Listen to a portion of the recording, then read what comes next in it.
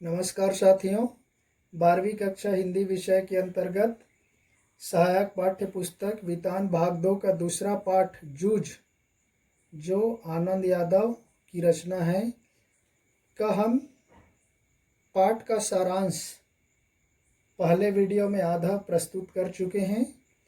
बाकी शेष आज के ऑडियो में प्रस्तुत करने जा रहा हूँ। जहाँ से हमने पिछले में छोड़ा था उससे आगे की ओर। पिछले में हमने छोड़ा था कि किस तरह से लेखक और उसकी माँ लेखक की पढ़ाई पर चर्चा करने के लिए गांव के जो मुखिया हैं दत्ताजी राव सरकार, जिनको देसाई सरकार भी कहते, उनके पास जाकर के बताते और उनके पिता ने किस प्रकार से उनको पढ़ने से मना किया है उस पर जाकर शिकायत करते। दत्ताजी राव सरकार ने लेखक के पिता को बुलाकर उसको डांट फटकार करता है, समझाता है और लेखक को स्कूल भेजने के लिए राजी करवा लेता है। तो इस तरह से लेखक उनके पिता के आदेशानुसार दत्ताजी राव के समझाइश के बाद स्कूल जाना शुरू कर देता है। तो स्कूल जाने के पहले ही लेखक के पिता ने लेखक से ये वायदा करवा लेता है, वचन ले लेता है कि वह कितना बजे स्कूल जाएगा और कब कब जाएगा। तो वह कहता है कि सुबह 11 बजे तक खेत पर काम करना पड़ेगा, उसके बाद वहीं से खेत से आप स्कूल जाना, पाठशाला जाना और छुट्टी के बाद घंटा भर पशु चराना।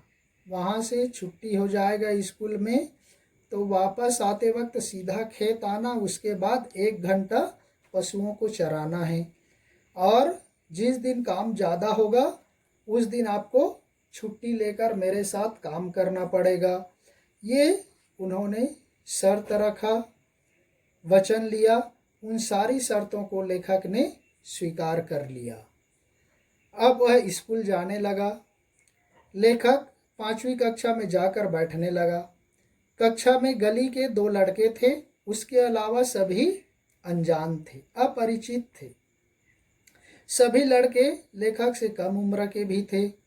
लेखक बाहरी अपरिचित होने के कारण बेंच के एक कोने पर जाकर सबसे पीछे में बैठने लगा। कक्षा का एक शरारती लड़का है चौहान, वो लड़के से अर्थात लेखक से शरारती करने लगा, उसकी खिल्ली उड़ाने लगा, उसका गमछा खींचने लगा और उसके गमछे को छीनकर मास्टर की मेज पर रख दिया।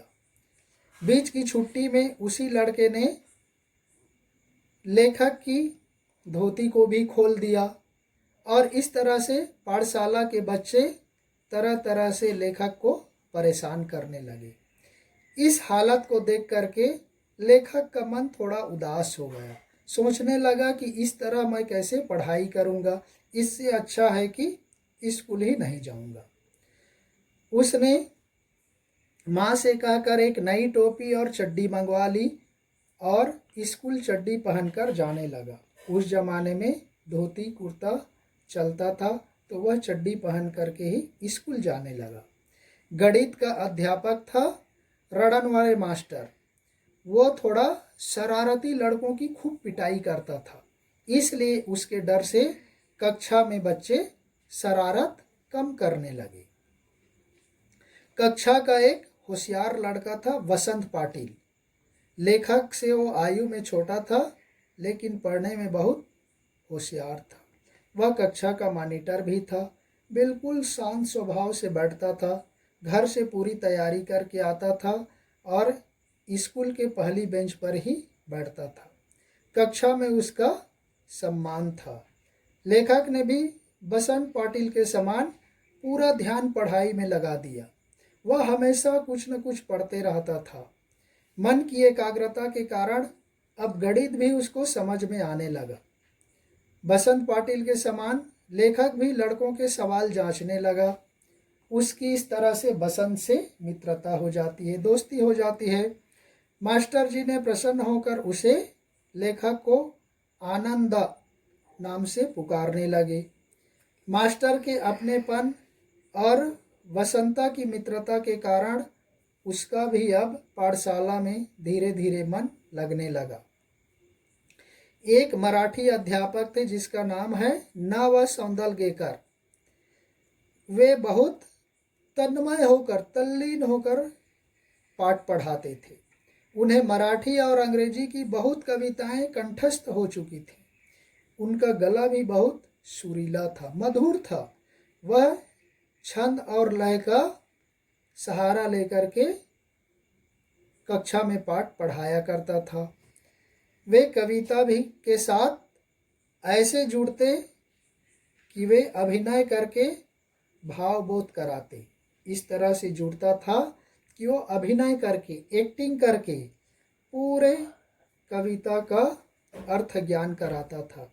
वे स्वयं भी कविता करते थे। वह अध्यापक भी खुद कविता लिखता था। कभी कभी कक्षा में अपनी लिखी हुई कविता को बच्चों को सुनाता भी था। लेखक पूरी तन्मयता से उस मराठी मास्टर की कविताओं को सुनता था।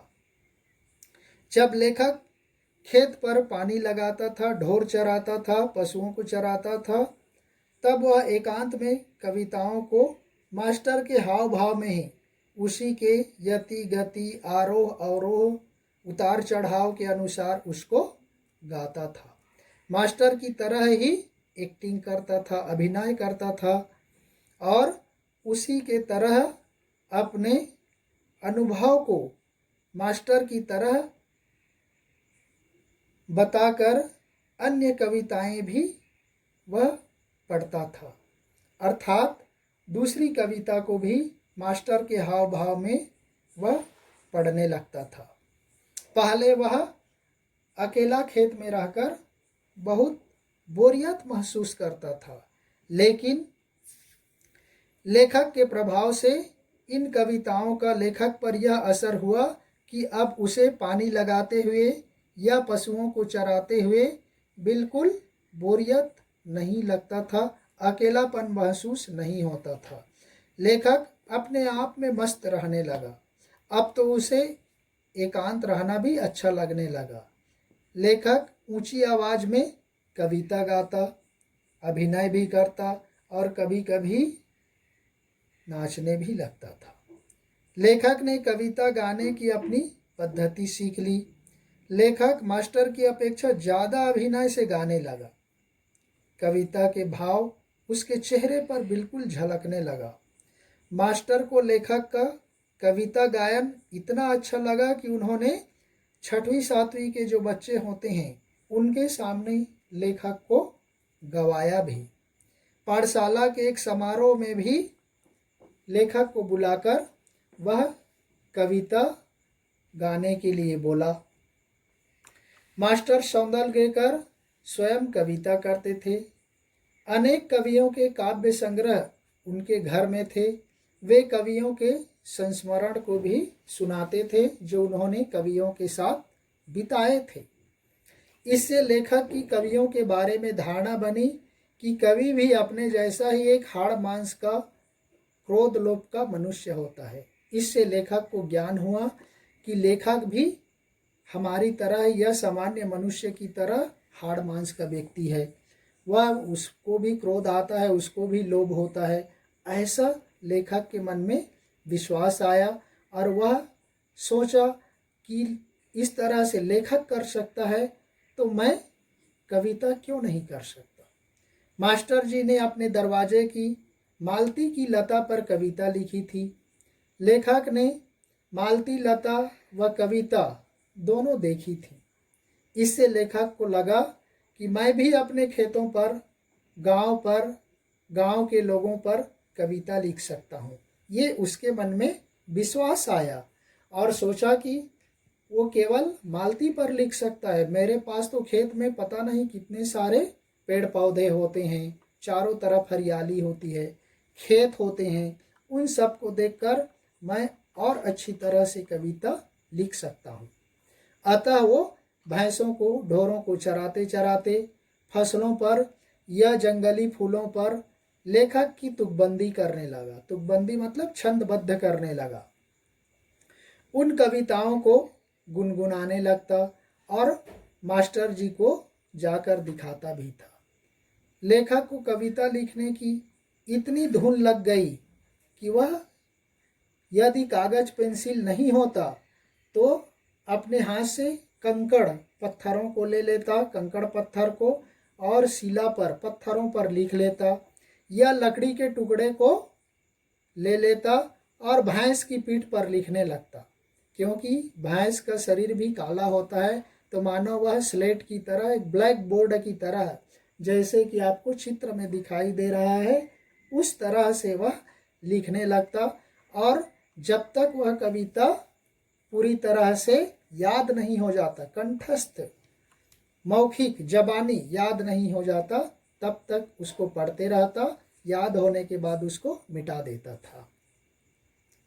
लेखक अपनी कविता मास्टर जी को भी दिखाता और सुनाता। कभी कभी कविता दिखाने के लिए वो रात के समय भी मास्टर जी के घर पहुंच जाता।